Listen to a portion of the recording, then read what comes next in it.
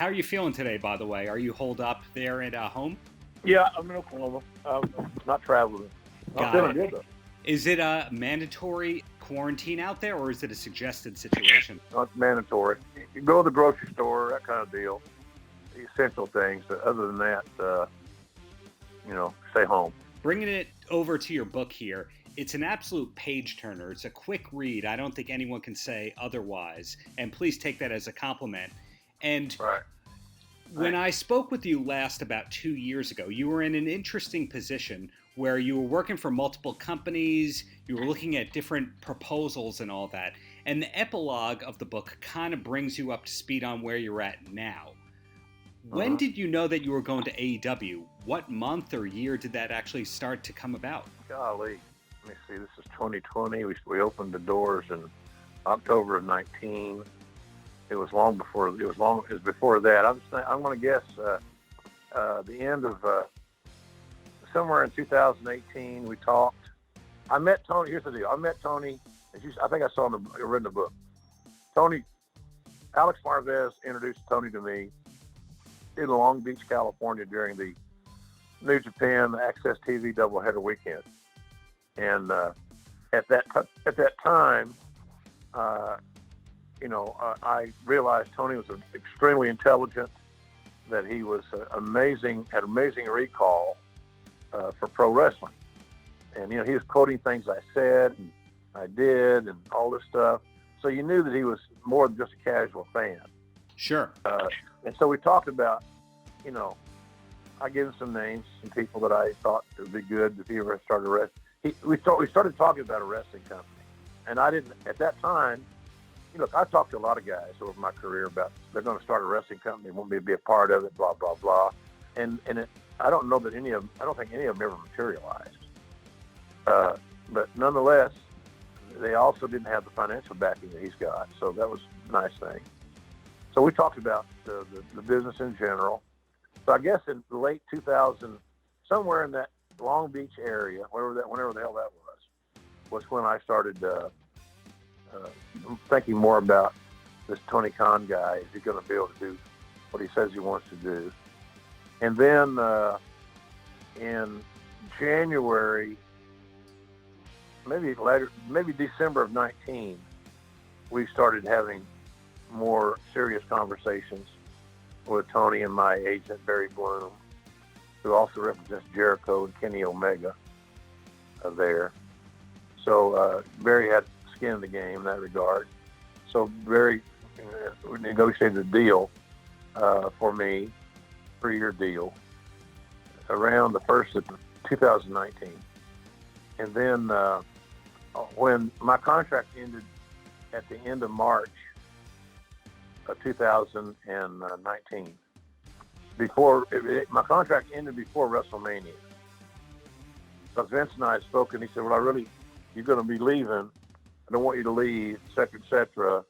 And, I really wanted you to work WrestleMania." But he never mentioned it to me. I said, "Well, the people that did your last contract should have been smarter. They should have had my contract in after WrestleMania instead of before. You never do that." And he agreed. I said, "Well, I'll just, I'll give my word. You're not using me, and I can make more money and be used. It's a win-win, Vince. I'm back on the road. I'm back working. I got something to do. I got a destination. I can build my self-esteem back up. I lost the greatest thing in my life, and my wife, Jan. So why not?" And he still wanted me to stay, and but nonetheless, that's kind of when that happened. But the day after my contract ended, I signed my deal. When my contract ended with WWE, in 24 hours, I had a new contract signed, sealed, and delivered, and was on the payroll for AEW. And no regrets. Best move I've made since it's the best move I've made in my career since signing with Vince in '93. People who read the book closely will see that you don't hide from any of the facts, yet you always kind of take the high road in complimenting people. In other words, you're able to talk about negative situations, but in a positive light. Have you always been that way? I haven't. Big problem, Darren. Big problem. I have not always taken the high road. I've been combative. I've been attitudinal over the years, and I learned that from my father, who was that way big time, and Vince, guys like Ole Anderson, and of course the great Cowboy Bill Watts was not, it didn't give you that peaceful, easy feeling. Steal line from my favorite band. But yeah, I know I wasn't always that way because it was a self-defense mechanism. That's all it was, a self-defense mechanism. And it allowed me to cover up my insecurities a little bit. So yeah, this book is totally honest. And I didn't want to come off as a poor me. Oh, JR lost his wife, and he's 68, he's living alone, poor JR. It's wrong. I learned through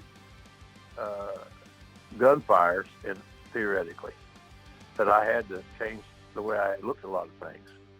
And I did. And unfortunately, my wife's untimely death made that happen. It made me stop and think.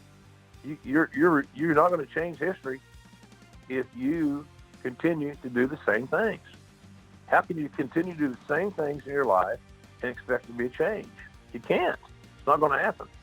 So all the things that happened to me, whether it be illness, job issues, philosophical issues at work with the most powerful man in the history of my genre, and then, of course, losing my wife, there's still got to be a way to come out on the other side and where you could actually see the sunshine. It took me a long time to see the sunshine, but that was what I did. I tell people that I don't have any room in my carry-on for any more negatives. There's no room. And a lot of my buddies that I used to see on a regular basis, generally at the bar for happy hour, I don't see them as much anymore. Instead of going 2 or 3 days a week, I might go 1 or 2 days a month. But that was important for me to separate from and gravitate to more positive people or more positive entities. So that's kind of where I was with that deal, man. I had to change there, and I had to change. And I'd almost let myself get too far. And I know that if I had not changed and I had not gotten healthier with my self-medicating and some of that crap, that I'd probably be dead by now. And she and I always talked that I would be the first to go because I was a former smoker and I was overweight and I was this and that and I was older. So, that was kind of where that was, man. I just, I had to change. But I was concerned, is it possible for me to change? Can I, at this stage of my life, can we 60-plus-year-old people change? Can old dogs really learn new tricks? Am I so set in my ways that I'm not willing to change? So the first thing about getting your life better, especially in today's crazy times, is be willing to change and be willing to compromise. Be willing to change what you do for the better. So that's kind of what I've done, man. I've tried to, and the Tony Khan friendship and him hiring me was a blessing. Because I don't know that I could have done another year like 2018. I was losing. I was indifferent to so many things, including my own health, including me. And so I don't know. I had to change, and I fought, and I worked through it, and I thought about it. I prayed occasionally. I'm not a real religious guy. I believe in a higher power, but I'm not going to travel that road. But I had to do new things, Darren. I had to get new motivation, a new foundation. I had to rebuild the foundation of my life, and that's what we can all do. It's not impossible. We can't do a damn thing about the hands we're dealt, by and large. Not a damn thing. But what we can do is how do we react to those hands that are dealt? I'm not, I just, sometimes you got to throw a couple cards in and draw a couple, you know what I mean? You got to try to improve your hand. That's what I try to do. I try to improve my hand, and that's what I've done. Right now, I can tell you this right now, I'm alone in my house. I'm not going anywhere. I may go to the grocery store today and buy some orange juice and some milk and some bread. Big deal, right? Exciting day for JR. Right. That'll be my day. But now I'm healthy. I'm happy. I'm sober. I'm clean. I feel good. I'm blessed to be where I am in my life. My grandchildren are healthy. My daughters are healthy. I think I'm healthy, as far as I know. So, I don't have anything to bitch about, other than we could all change our course if we choose to focus on it. But many people give up, then they try to refocus and move on, and they stumble. And so I knew it wasn't going to work. You can't quit that way. You can't do that. You got to continue to try to do good and to do better and to be happy. So that's kind of where I am with that deal. It's not a motivational book, but maybe in a way it is. I think this book's kind of a love story too, talking about Jan and me. The hardest thing I've ever done so far, Darren, is read the audio book. And that audio book is going to be a classic, I really believe. I think people are going to love that because I didn't do it in a reads. I did it in a presentation standpoint. So I read the book, but I read the book in the voices and the tone and inflection of those that I was talking about. So it's a different read than just having the big voice guy come in and do your read for you. It's a little bit more of a presentation. So I think that people are going to be very pleasantly surprised with that. But I'm glad you got to read it already. How'd you get the book? Through Simon & Schuster? Sam made sure that Marlena sent it to me, and it came overnighted, and I really read it in about 6-7 hours. It was such a quick read. Cool. Good. It's good to hear. Something that you just said, a phrase, really just piqued my interest, and that's that you said you had no room in your suitcase for any of that drama. And when I look at what I know that you've got going on, so you're the voice of AEW on weekly television, beyond pay-per-views and special events and all that. You've got this podcast with Conrad, which is huge. You've done 2 books in the last 5 years that are for a major publisher. The barbecue sauce line and condiments and all that, which my wife and I regularly use at home. We love it. That's doing well. You also pop up from time to time announcing for other companies. When you've got this kind of productivity going on, how do you get it done? Do you have an assistant? Do you delegate things? Oh, man. Good team, good people around you. I gravitated to Simon & Schuster because that's such an outstanding team and a great track record. Sometimes you take steps forward by eliminating things that are pre-existing. So, one of the buzzwords we hear now a lot is the pre-existing conditions and, that type deal. Well, my pre-existing condition was hanging around some people that probably that I shouldn't have been doing, that didn't have the motivation, the drive, the positivity to do their life in a more positive presentation. I'm pretty anal. I'm pretty organized. There's guys.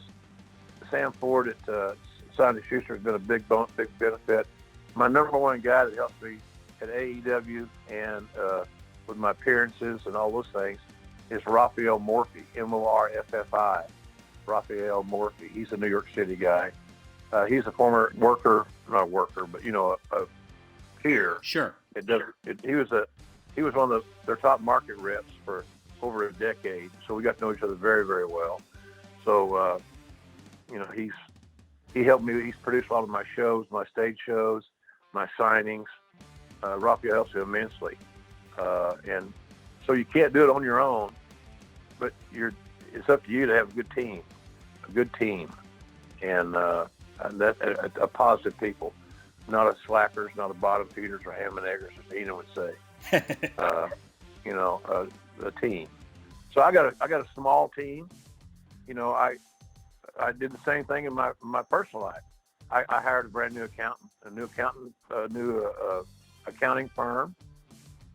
I hired who else? I hired some other. I hired a couple guys to help me here at home. Yard, pool, all that outdoor stuff, landscaping. I hired a handyman that I could use when I needed to have something done. He was here today. I couldn't get my ceiling fan to turn on. He came over and did it in about 30 seconds. It made me really feel insignificant. Sure. I got guys, and they're all my friends. They're all people I like to be around. And so therefore, when I see them coming, I'm happy. And when we talk about a project, it's in positivity. So everything I have been able to change, I have done so. Everything of negative persuasion, Darren. So that's kind of how I've done that. But I've got a little team around me. They're my guys. And, I never had a housekeeper before. I've had a housekeeper now for a couple of years. She comes in once a week. So I've got my little crew around me. I'm the booker of my own little world. You're running the territory. Yeah, running my own little territory. We're not away from home too much, but the shows are good local. They're local shows. Travel's doable. I can go out in my backyard, whatever. You know what I mean. I'm just being facetious, but you change your people, man. You change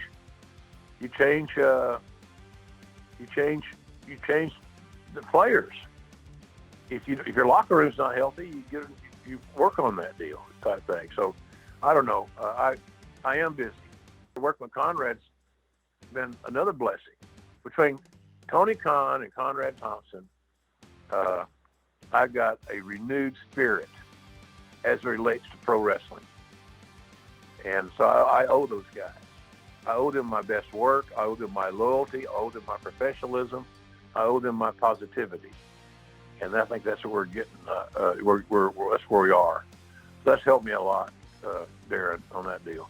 Just how I approach things. I used to be the kind of guy that if a problem came across my radar, I felt hell-bent to solve it. All the while now I realize that some of these problems that come across our individual radars we cannot solve. They're not our issues to solve. We don't have the ability to solve them. Some of you like right now getting frustrated over this crazy virus. Well, it's kind of in vain, isn't it? We don't even know what the future holds. So why are we going to get excited in a negative way, negativity on this matter when we know we can't take care of it? We can't solve it. But a lot of people in our world, in our life, are very, they have no issues about being that person that's going to solve all the world's problems. I realize I can't do that. And I stopped trying. Now, do I have empathy? Am I interested? Do I want to help the common cause? I want to help people? Absolutely. But I got to realize I can't feed every kid in the world. I can feed my share. I can help. I can't fund the Cauliflower Alley Club that helps old, wrestlers that are in need. Right. But I can contribute to them. I can be a member. I can donate money and things of that nature, do my share. So I'm doing a lot more of that. There's a lot of the wrestlers that are down their luck. I contribute to a lot of GoFundMes and things like that. It makes me feel better. It makes me feel good. I hope they appreciate it. Sometimes they actually even say thank you. More often than not, they don't. It's almost like they're entitled. I'm just a friend. I'm somebody in the business. I want to help you. And I'm not looking for your thank you. I just want to help you. And how it goes from there is up to you. Well, do you have time for two more quick questions, or are you pressed for time? Yeah, I'm good. Okay, great. The first thing I want to know is an old saying that you've relayed a lot over the years is that if you make it out of the wrestling business with friends to fill up 5 fingers, is that kind of line, you're a lucky man. And it seems like there's just dozens of people related to wrestling that you're regularly in touch with. So is there a way to kind of update that slogan so it's more applicable to your life, or do you still just feel like, well, the 4 to 5 friends is it? I still think it's applicable that if you have 4 or 5 really, really good, reliable friends that are from the wrestling business, you're probably fortunate. And that's kind of where I am. My circle is tightened. It's not expanded in this new attitude. It's tightened because I don't want to get hurt. I don't want to get my heart broken again. I need my heart to heal a little bit right now, Darren. I don't need to be. I don't need to get involved in a situation or people that we're gonna have negative experiences. It's not worth it. It's not worth it whatsoever. When you live by the motto that our tomorrows are never guaranteed, it makes you think about a lot of things. I can't do anything about what happened yesterday but study it, memorize it if I want, learn from it. I don't know that I'm going to be here tomorrow, and neither do you or anybody else. But I can tell you that what I can do about it, something about it, and that is today. Today. So that's where I started focusing on today's. My todays are a lot more important than my yesterdays. And my todays are infinitely more important as well than tomorrow. I can plan for tomorrow. I can have my game plan. I got to go do this. I got to go to the airport here. I got to, check in. I got to go do TV, whatever. But, that's important to have a plan. But it may not happen. I mean, who thought yesterday Norman was still kind of normal in the sense that we weren't as many people out and about, but there's stores that were open. Now there's nothing open. I think we have a handful of grocery stores. That's it. There's nothing else. It's a different world. I've traded my cable and my satellite doesn't go out. It's for times like this is why I have cable and satellite. I've got both. Sure. In case something screws up, I can still be entertained and informed and so forth. So I think the same thing applies. And for me, narrowing my circle, on certain areas, I have my new circle that handles my finances. I have a new circle that I got a new insurance guy. Handles all my insurance. That's another circle. I've got more circles than I've had in the past, but they're still small. And they're all with very talented, skilled people who have my best interests at heart, and I consider a friend. It's nice when you can go out and have a beer with your accountant or your tax guy. It's nice to be able to, because they're going to, if they have an emotional investment in me, they're going to obviously do better work for me. And that's good. I win. They win. I'm happy. They're happy. That's kind of where we are. It's really a common sense prospect. But I think I have more little circles, but they're all intimate. They're all manageable. And I like that. So, but I still got my same wrestling friends I've had basically, Stone Cold, probably the top of the list, and I have a lot of guys that work for me over the years that I get texts all the time. JR, how you feeling? My wife, Jan's 3-year anniversary of her death was just a few days ago. I got lots of feedback from a lot of men and women in the wrestling business about that, text messages, DMs, all that good stuff. So that's kind of where that is. I don't know if I've answered that question enough for you, but that's kind of what I'm thinking. If there's something else I can give you, I will. If we go down the list of credits and things you've done, you've of course been in movies. Of course, Man on the Moon is one of them. But is there anything that you haven't done in your career that, health permitting and time permitting, you still hope to do? For example, would we ever see a Jim Ross album? Because you are a music guy. No, I'm not going to approach him by that. I'm not that vain or that, what's the word I'm looking for? Delusional. My singing's really good in the car by myself or in the shower. That's about it. But you said singing an album, so that would be no album. I couldn't carry a tune in a bucket. I like, I'm trying to think what I always, anytime I can get my toe back in the football water, I would probably consider it in some shape, form, or fashion.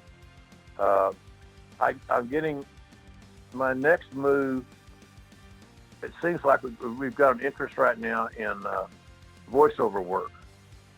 So that distinctive Southern accent that I've been told cuts through the clutter is now being courted for voiceover roles out in L.A. that my managers have been cultivating. So that might be an area. I read 3 times to be the voice of KFC. Nobody knows that. Wow. Yeah, I got 3 callbacks from Harlan Sanders. It's Harlan Sanders. So that's right. I can do all that voice all the same guy that does the voice. He probably works. He's there, does a good job. But I got 3 callbacks to the KFC commercial to be the voice of the Colonel. That was when they were going through these. The creative they had a lot of stars, big stars, bigger than me by far, that were doing voiceover work in costume. but then they wanted just a voiceover guy that could be what they perceived Colonel Harlan Sanders' voice to sound like. So they sent me a lot of tapes of Harlan Sanders talking, and I studied them and listened to them. And like I said, I did 3 reads for them, 3 different times. They sent me copy back, one and more. I just, at the end of the day, I didn't get the deal, but I'm in the game. So that might be kind of a fun deal. You know, I always thought that was kind of cool. I always thought it was neat. I saw a feature one time on the actor Sam Elliott, who's made a fortune doing voiceovers. Right. Tours, all these things. And I saw a story about it. He said it's the greatest job he's ever had. He said, I wear flip-flops and shorts and a T-shirt to work. I walk in and get my script. I guess he's got a deal in his contract where he only will do so many words, which I think is cool as hell, because he's protecting himself by not having to overread. He's got key words. He can enunciate those and make them really stand out. So I thought, man, what a cool gig that would be someday, to be a voiceover guy. So I guess with all that said, I would like to be, another thing that would be on my wish list would be to be the voice of in an animated feature. So I'd like to have a cartoon voice or on an animated feature. Might be a fun deal. So, but you know, really, AEW is taking my time and my energies, and it's fun to be those kids who are young and enthusiastic, and you know, I have to stop and realize, Darren, that these kids grew up listening to me. I can't tell you how many times they say, Jared, you're the voice of our childhood. I've had kids to me said, I can't believe you're calling my match tonight. How cool is that, man? So I'm very blessed right now. I came out on the other side, whole and happy, but it wasn't easy. But it can be done by anybody. If that's your plan and you really, really want to play in the game. Dusty wrote to me years ago that if you give your jersey up, you're no longer on the team. If you're no longer on the team, you can't play in the game. And all of our goals, whether it be a Dusty Rhodes level star or a JR level person, they want to play in the game. And because I'm 68, doesn't mean that I don't want to play in the game. I want to play in the game. And so that's what we're doing right now. And as long as I'm allowed to, as long as I can still get the job done, I'm going to continue to do so. And when folks read this book, they're going to see why. I'm in love with what I do. I'm in love with what it's meant to me. I'm in love with all the things that it has enabled me to do, including meet, marry, and love my wife, because she became this major wrestling fan. It's awesome. And so, good stuff. I'm glad you read the book, Darren. I'm glad you like it. If there's any follow-ups you need from me, anything I can do for you, you got all my contact info, so you just let me know, okay?